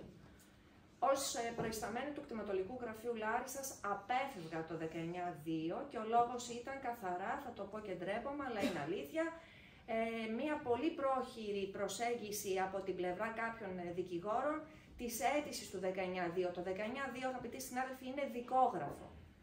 Το καταθέτω με την ίδια σοβαρότητα που θα κατέθετα οποιοδήποτε άλλο δικόγραφο στο δικαστήριο, στο κτηματολογικό δικαστή ή στον τακτικό ή διοικητικό δικαστή, το ίδιο θα το καταθέσω στον προϊστάμενο. Η λύση του 19.2, όταν είναι εξοδικαστική, ενώπιον δηλαδή του προϊσταμένου του κτηματολογικού γραφείου, καλά είναι να καταθέτετε το 19.2 στον προϊστάμενο αφού συνεννοηθείτε μαζί του. Γιατί χάνετε πολύτιμος χρόνος αν το πάτε μόνοι σας, γιατί είναι υποχρεωμένος να καταχωρεί τα πάντα και να μην σας απαντήσει. Θα χάσετε μία προθεσμία που θα μπορούσατε να την κερδίσετε στη δικάσιμο αν το πηγαίνατε τακτικά ενώπιον του κτηματολογικού δικαστή. Γιατί το 19.2 λύνεται και με αγωγή διόρθωσης κτηματολικών εγγραφών. Εκεί πρέπει επί ποινία παραδέκτου το δικόγραφο να έχει τοπογραφικό διάγραμμα επί του οποίου ο μηχανικός βεβαιώνει ότι είναι δεκτικό εφαρμογής στις τεχνικές προδιαγραφές του κτηματολογίου. Και επίσης να έχει ανεβεί και το ηλεκτρονικό διάγραμμα, το KID. Κάτι που παρέλειψα να πω για το πρακτικό διαμεσολάβησης. Όταν με το πρακτικό διαμεσολάβησης έχουμε και γεωμετρικές μεταβολές, επί ποινία κυρότητος, το πρακτικό διαμεσολάβησης πρέπει να συμπεριελάβει στο περιεχόμενό του να έχει και το τοπογραφικό διάγραμμα των γεωμετρικών μεταβολών και το αποδεικτικό ηλεκτρονικής υποβολής στην ηλεκτρονική βάση του φορέα, δηλαδή το KID. Οπότε έχουμε στο πίσω μέρος του μυαλού μας ότι παλιά είχαμε την εισήγηση από κάτω από το φορέα του ελληνικού κτηματολογίου ότι μία αγωγή μου με την οποία ήθελα να αποσπάσω από το γείτονά μου τα 50 τετραγωνικά μέτρα που λείπουν από το δικό μου το οικόπεδο γιατί έκανε λάθος ο ανάδοχος και το αποτύπωσε σφαλμένα. Παλιά περιμένανε την εισήγηση του ελληνικού κτηματολογίου. Έχω συνάδελφο Λάρισσας που πήρε 3 φορές αναβολή γιατί η Επιτροπή κάτω από την Αθήνα δεν του είχε δώσει την εισήγηση προς τον κτηματολογικό δικαστή. Ευτυχώς καταργήθηκε και πάλι έπεσε το βάρος, όπως έλεγες αγαπητέ Δημήτρη, στον ιδιώτη, γιατί ο ιδιώτης, φτιάχνοντας από μόνος του το τοπογραφικό διάγραμμα, πληρώνοντας το μηχανικό, ο οποίος βεβαιώνει ότι είναι δεκτικό εφαρμογή στο τοπογραφικό του και το ανεβάζει, βγαίνει το κείτο, ο κωδικός ηλεκτρονικού διαγράμματος, φτιάχνει ο ιδιώτης το υπόβαθρο του των τεχνικών πληροφοριών του ακινήτου. Και όχι όπως όφιλε το κτηματολόγιο να κάνει μια σωστή αποτύπωση των γεωμετρικών στοιχείων των ακινήτων μας. Ίσως τα είπα και πολύ συμπυκνωμένα, ζητώ συγγνώμη αν θέλετε να επαναλάβουμε κάτι.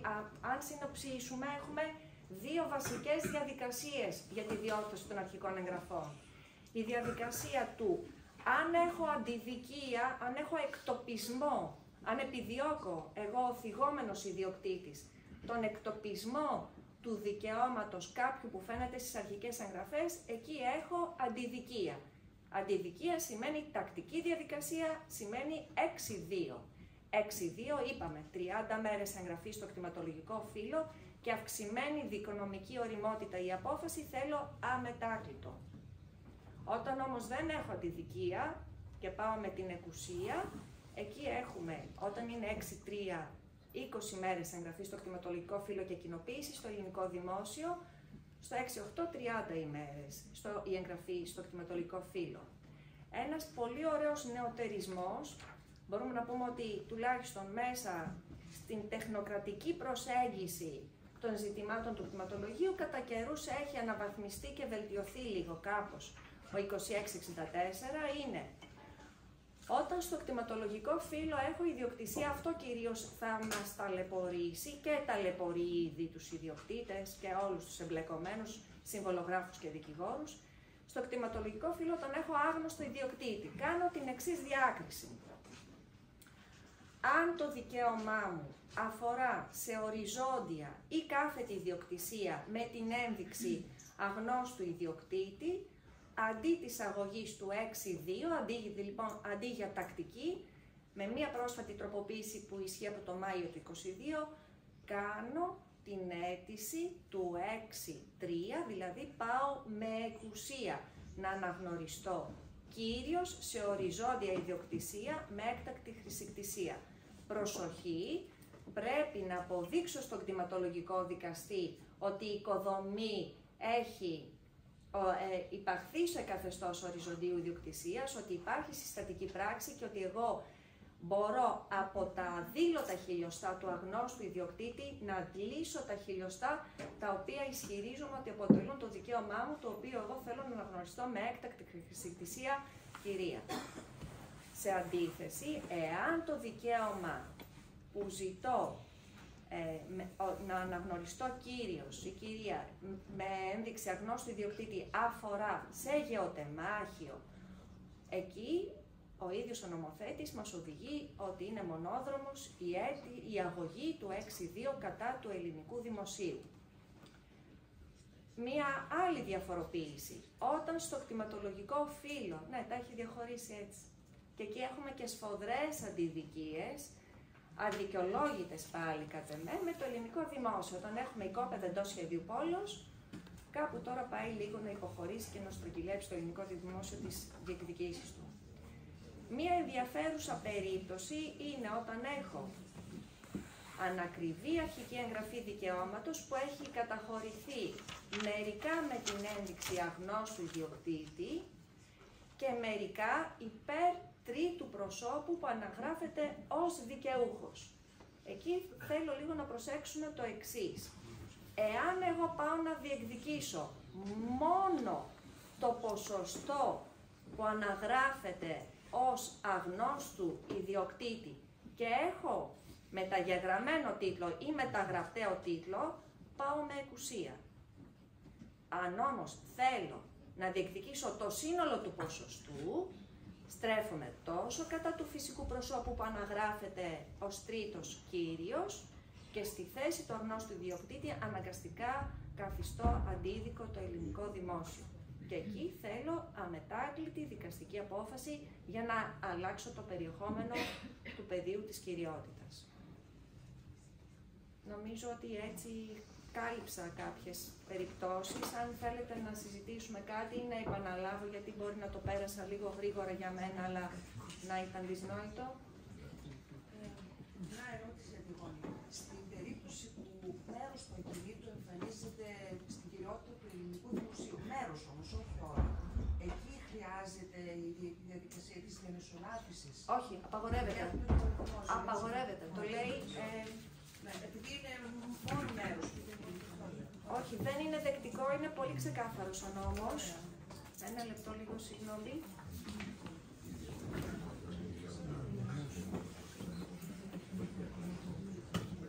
Εξαιρούνται από την υποχρεωτική αρχική συνεδρία διαμεσολάβησης της παραγράφου 1 οι διαφορές τις οποίες διάδικο μέρος είναι το δημόσιο, ή νομικό πρόσωπο. Ναι. Ενώ αυτό εγώ πιστεύω ότι μπορεί μεικτά να λειτουργήσει. Δηλαδή, μπορώ να κάνω ένα πρακτικό διαμεσολάβησης όταν έχω μία αγωγή κατά τρίτου φυσικού προσώπου. Οι ιδιώτες συμφωνούν και επειδή έχω 70 τετραγωνικά που φαίνεται ως δρόμος, ενώ δεν είναι, δεν μπορώ να κάνω πρακτικό. Σοφία, με επιφύλαξη θεωρώ καθό μέρος μπορεί να αποτελέσει αντικείμενο ιδιωτικής διαφοράς ή τα φυσικά πρόσωπα να καταλήξουν σε ένα πρακτικό διαμεσολάβησης και ας κληθεί ο κτηματολογικός δικαστής για το εναπομείναν του ελληνικού δημοσίου. Διότι πρέπει να μάθουμε λίγο να λειτουργούμε και νομικά. Μας έχουν επιβληθεί διατάξεις τις οποίες μέχρι να μάθεις τον μηχανισμό λειτουργίας του 2664 πραγματικά είναι πολύ δυσνόητος. Αλλά από εκεί και πέρα είναι κουκιά μετρημένα. Αντιδικία, τακτική, εκουσία, ό,τι αφορά αποκλειστικά εμένα και κανέναν άλλον. Διότι στην εκουσία, εάν πάω να διορθώσω μια κτηματολογική εγγραφή, αλλά πειράξω τα σύνορα του γείτονά μου, εκεί δεν έχω εκουσία, εκεί έχω τακτική. Οπότε ο βασικός κορμός είναι ποιο δικαίωμα κάθε φορά πάω να τροποποιήσω, να μεταβάλω, να αλλοιώσω.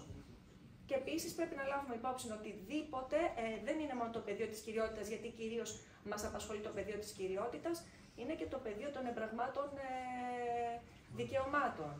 Προσημειώσεις, υποθήκες, τροπές, όλα αυτά είναι υπολογίσιμα όταν πάω να μεταβάλω ένα δικαίωμα. Θα πρέπει να κοινοποιήσω μάλλον την αίτηση διόρθωσης, αν αλλοιώνω το πεδίο της κυριότητας, και σε κάποιον που έχει μια πράγματι ασφάλεια, γιατί εκτοπίζω με τη διόρθωση ενδεχομένως το δικαίωμά του.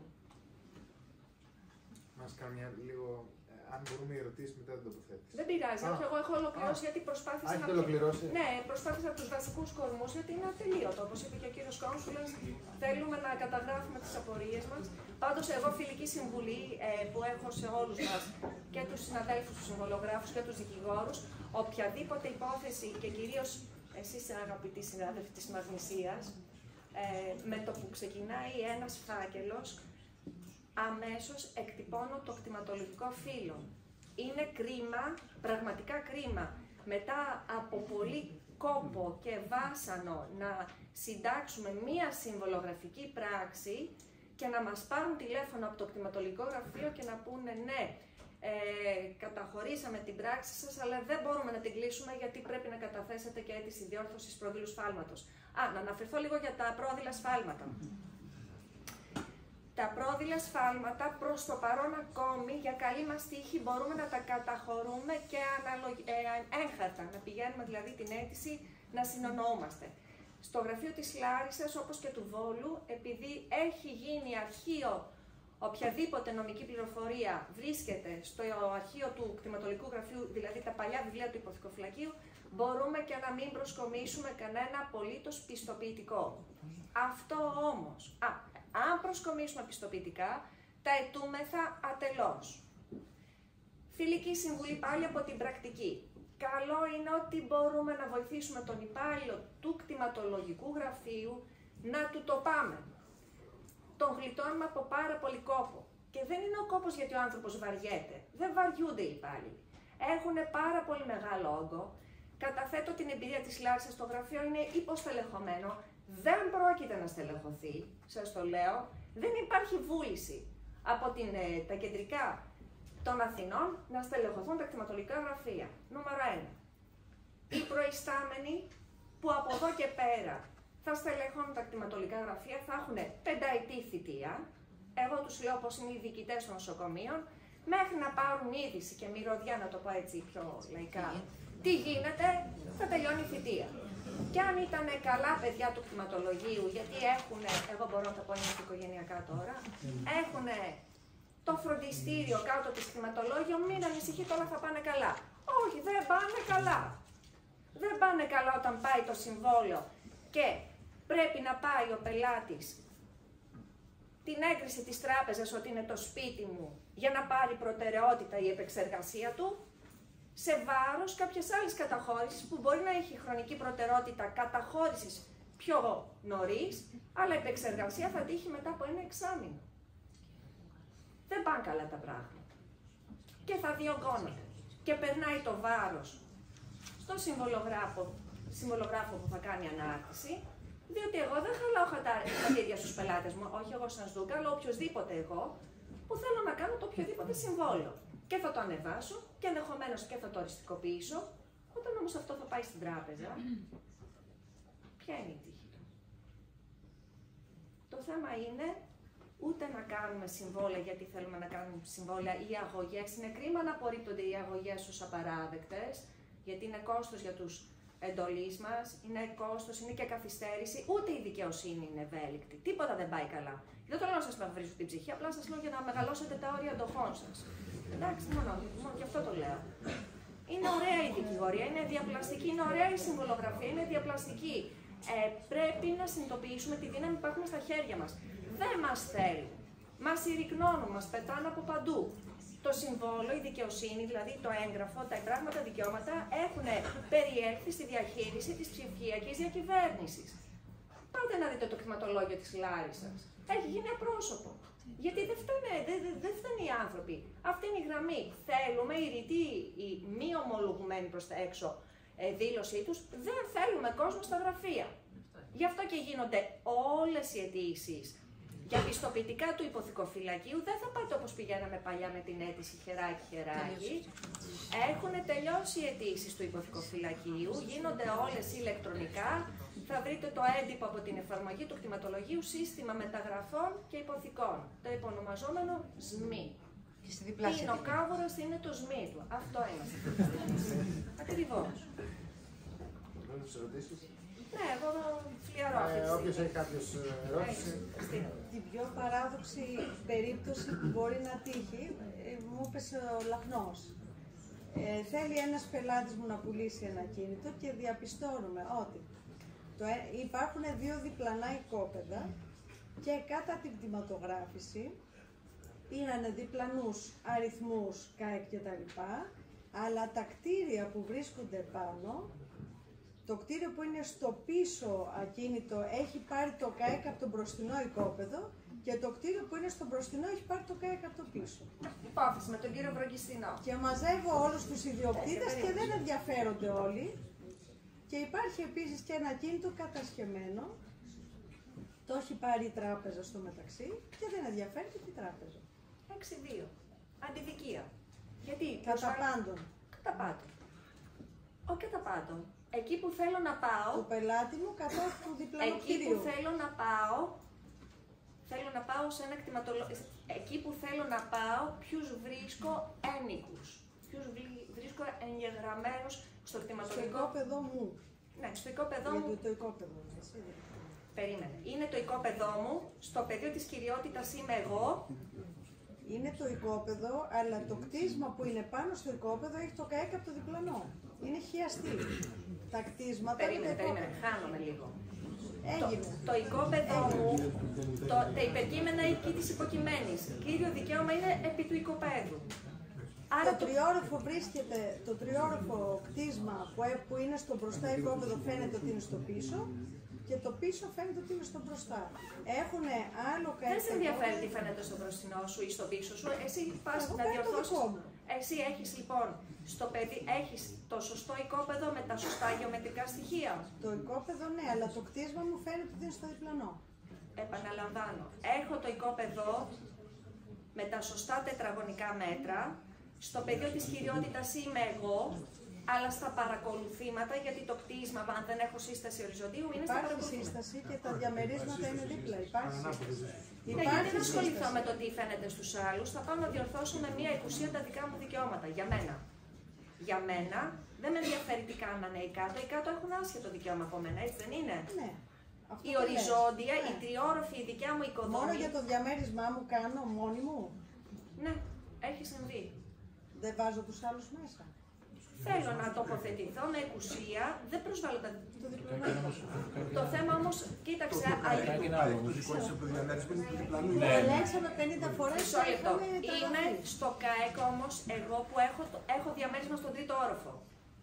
Ναι. Έχω διαμέρισμα στον τρίτο όροφο. Ναι. Σε ποιο οικόπεδο είμαι εγώ που έχω στο διαμέρισμά μου στον τρίτο όροφο?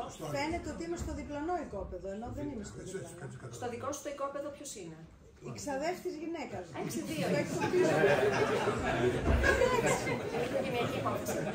Είναι πρώτα ξαδέρφια και φαίνονται Χριστίνα, τα πάντα κρίνονται από το πεδίο της κυριότητας. Στο πεδίο της κυριότητας και δεν έχω την οριζόντια ιδιοκτησία. Πάω μόνη μου.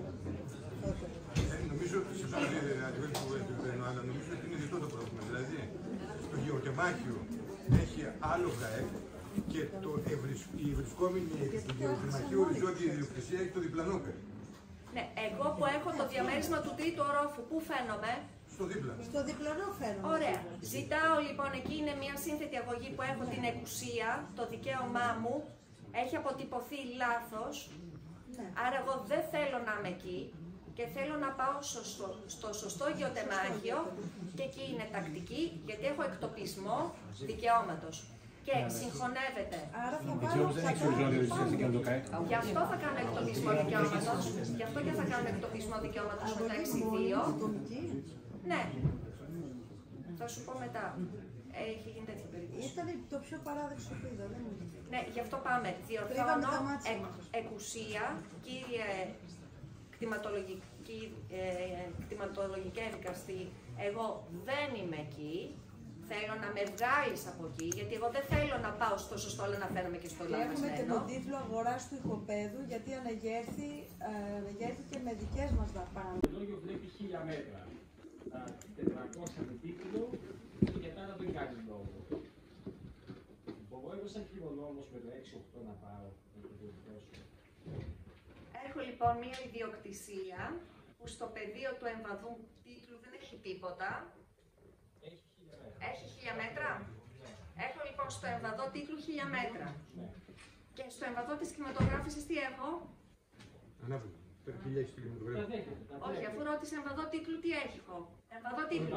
Συγγνώμη, εμβαδό τίτλου είναι 400. Σου γράφει εμβαδό τίτλου 400 και εμβαδό κινηματογράφησης γράφει 1000. Και στο πεδίο της κυριότητας έχω τίτλο που δικαιολογεί τα 400. Και εγώ θέλω να πάω να διεκδικήσω τα 1000.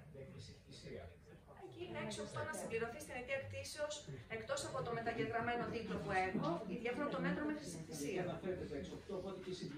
Εκεί συμπληρωματικά μπορεί να μπει η χρησικτησία. Νομίζω ότι κάποιο κατάλαβε γιατί είναι. Αλλά εδώ είναι μια πολύ βασική διαφορά.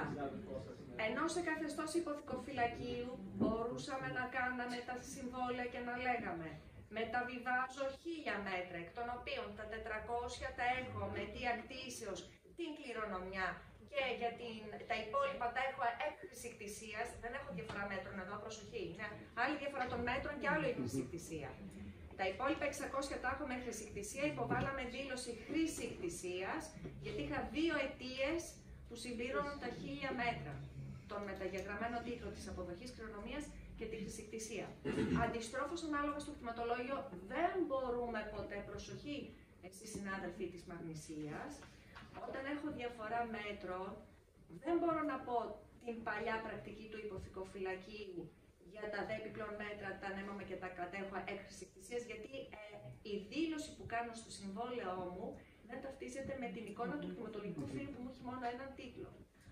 Αν θελήσω ή θα κάνω την διόρθωση, συμπλήρωση της αποδοχής κληρονομίας, είναι η περίπτωση, που εκεί ενδεχομένως, Χρήστο, να είναι και πιο προτιμητέα, αν είναι παραγεγραμμένη η απέτηση, γιατί όταν θα πας να μεταβιβάσεις με το 6-8, πες ότι πετυχαίνεις το 6-8 που σημαίνει χρόνος για να πάρεις δικάσιμο, χρήμα, που εντάξει είσαι δικηγόρος, σε συμφέρει να κάνεις και ένα 6-8, αλλά όταν θα πάει συμβολογράφος να σου μεταβιβάσει για κάποια νόμιμη αιτία αυτό το γεωτεμάχιο των 1000 τετραγωνικών, θα κληθείς να πληρώσεις τη χρησικτησία για τα 600 μέτρα.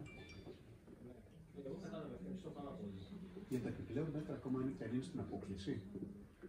Η απόκληση, εδώ έχουμε πάλι μια λεπτή ισορροπία που αυτό που έκανες εισήγηση σύμφωνα μαζί σου. Πρέπει να καταλήξουμε τι είναι απόκληση για το κτηματολόγιο, τελείως διαφορετική έννοια, και τι είναι απόκληση για μας τους συμβολογράφους, αν είναι της τάξης του 2% αν δικαιολογείται, ή αν έχουμε διαφορά με το επαρθή ή με την χαριστική αιτία ή με την κληρονομιά, και αν θα κρίνει ο συμβολογράφος αν θα πρέπει να υποβάλει συμπληρωματική δήλωση φόρου για τη διαφορά των μέτρων. Αν θεωρεί ο συμβολογράφος ότι είναι μέσα λόγω της νεότερης εμβαδομέτρησης, ή αν θεωρεί ότι πρέπει να συμπληρωθούν φορολογικά τα επιπλέον μέτρα. Ξέχωρα από το φορολογικό κομμάτι. Στο κτηματολογικό. Ο τίτλος το ναι. φύλλο και εμείς το κάναμε 1004 σήμερα. Δεν είναι απόκληση, αυτό είναι ανεκτή. Αυτό είναι ανεκτή. Αυτό ρώτησα. Είναι μέσα στην απόκληση. Επίσης, εγώ ως προϊσταμένη του κτηματολογικού γραφείου κλήθηκα πολλές φορές να πάρω, ιδίως στις κληρονομιές, τι θα πούμε στον άλλον, μην κληρονομείς κάτι, το κληρονόμησε με λάθος τετραγωνικά μέτρα, επειδή στο κτηματολόγιο ήταν λάθος κτηματολογική εγγραφή.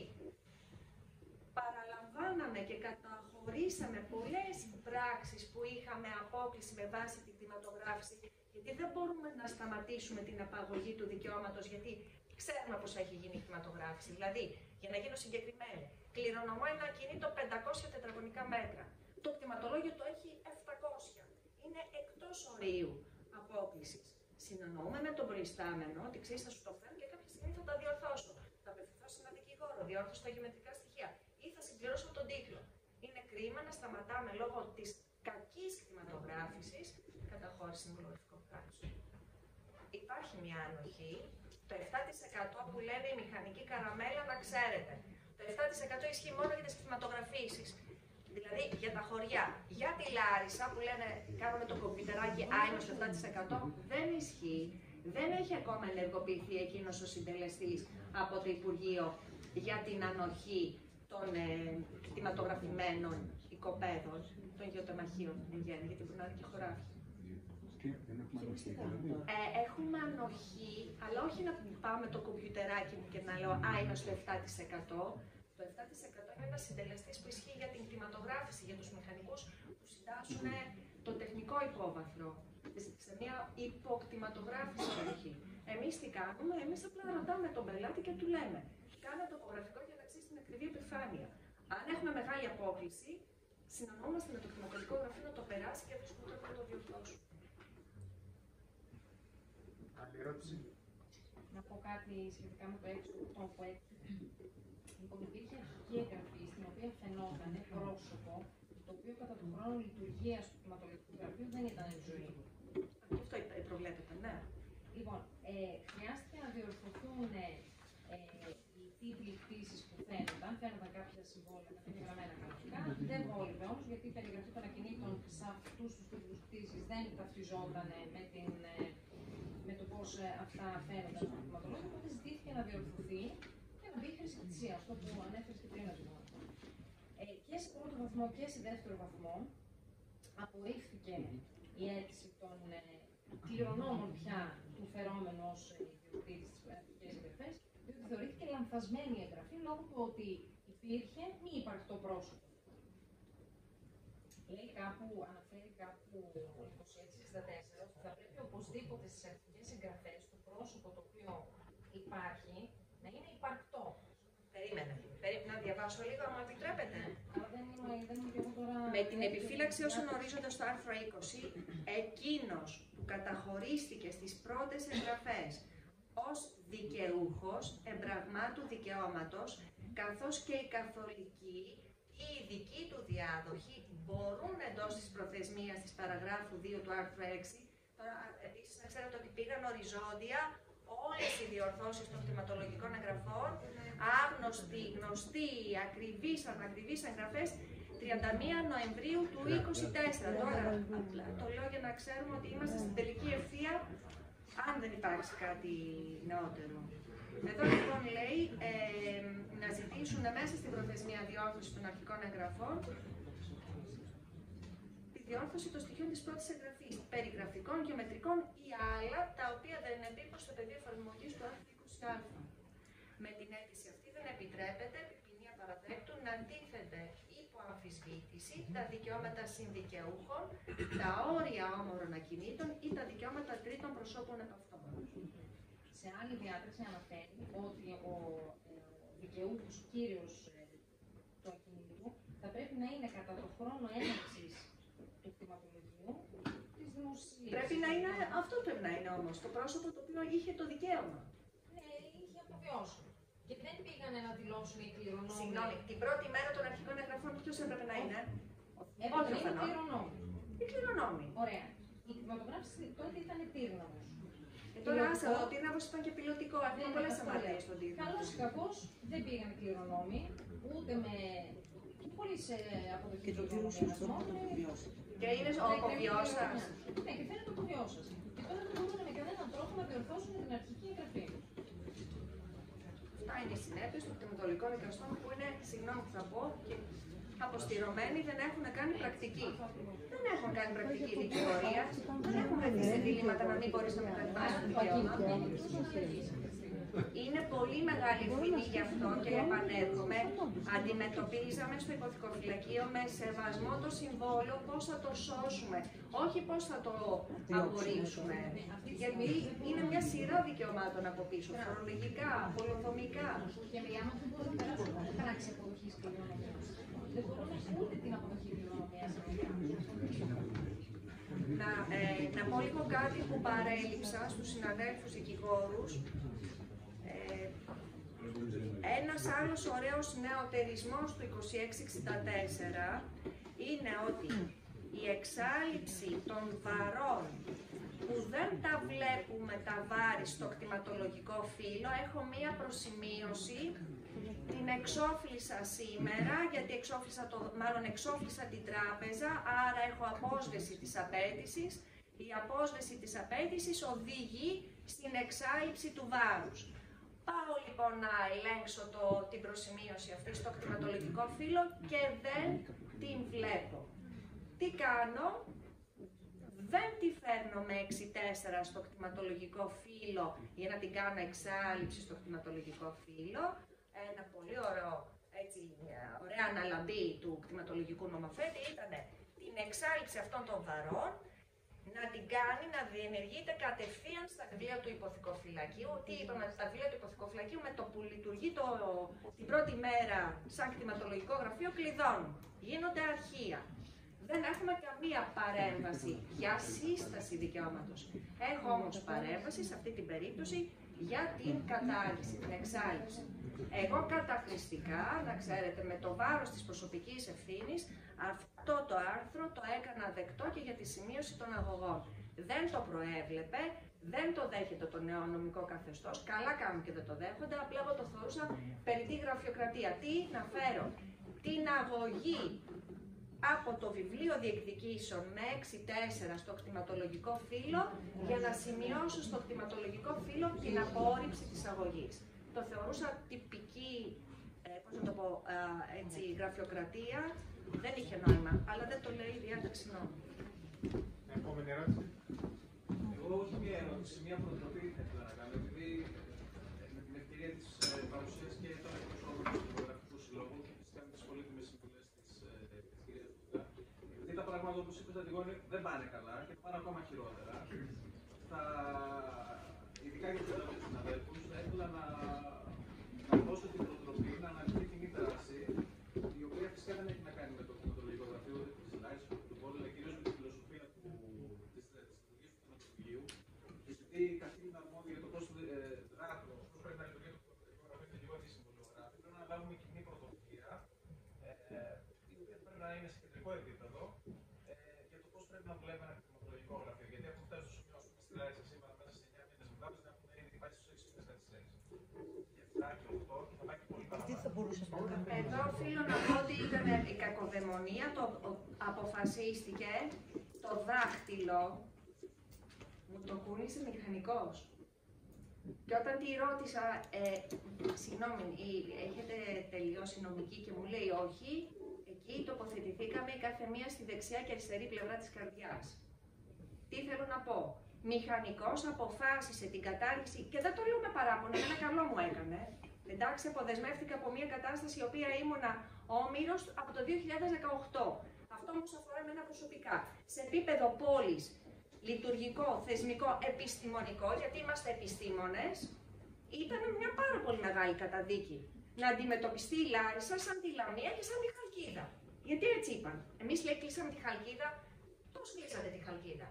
Το παγωμένο διάστημα της Λάρισσας, που λέει μέσα ο νομοθέτης 30 ημέρες, ήταν 2 εβδομάδες, δηλαδή 10 εργάσιμες ημέρες, και κληθήκαμε να περάσουμε 1072 πράξεις. 1072 πράξεις της λειτουργίας του υποδικοφυλακίου να ανεβούν αρχικές εγγραφές στα κτηματολογικά φύλλα. Δεν ξέρω τι έγινε στο Βόλο. Δεν μας σέβονται στο κτηματολόγιο. Εγώ συνεπικουρώ την πρωτοβουλία της Ένωσης, ό,τι θέλουν οι ασκούμενοι, οι νέοι δικηγόροι, οι νέοι συνάδελφοι, είμαστε όλοι συνάδελφοι, υπηρετούμε την νομική επιστήμη. Και μην νομίζετε, οι νέοι γρήγορα θα παλιώσετε. Μετά από 5 χρόνια δεν στο καταστατικό. Μετά από 5 χρόνια, πότε περνάνε τα 5 χρόνια και πάβετε να είστε νέοι και γίνεστε σε εισαγωγικά παλιοί, δεν υπάρχει. Συνέχεια δίνουμε εξετάσεις. Υπάρχει φοβερή, όχι επαγγελματική, γιατί είναι επαγγελματική ανασφάλεια, υπάρχει επιστημονική ανασφάλεια μας. Πάλι δημοσιεύτηκε ο νόμος και δεν προλαβαίνουμε μεταξύ μας να αναρωτιόμαστε για τα αυτονόητα. Νομοθετούν χαρτογιακάδες που δεν έχουν κάνει ούτε πρακτική δικηγορία, ούτε πρακτική συμβολογραφία. Να έχουμε κοινό μέτωπο. Δεν έχουν λόγο να μην επιτρέπουν στον συμβολογράφο από το γραφείο του να πατάει και να βλέπει και τα βάλει το κινητό του και να ενημερώσει τον πελάτη. Ναι, εντάξει, το ξέρω. Αλλά δεν έχει νόημα. Δεν είμαστε συγκοινωνούντα δοχεία. Ο ένας δίνει δουλειά στον άλλο. Και ξέρουμε πού σταματάει η δικιά μας. Η συζήτηση έγινε πριν από 8 χρόνια. Το ξέρω, εντάξει. Δεν πάω να αναμοχλεύσω, αλλά ούτε θέλουμε να κάνουμε κακό στους μηχανικούς, οι οποίοι τελικά μας κάνανε κακό. Οι οποίοι έχουν πλήρη πρόσβαση. Έχουν πλήρη πρόσβαση. Υπάρχει άλλη ερώτηση? Όχι. Σας ευχαριστούμε κυρία Δρούγκα. Εμείς ευχαριστούμε. Επίσης,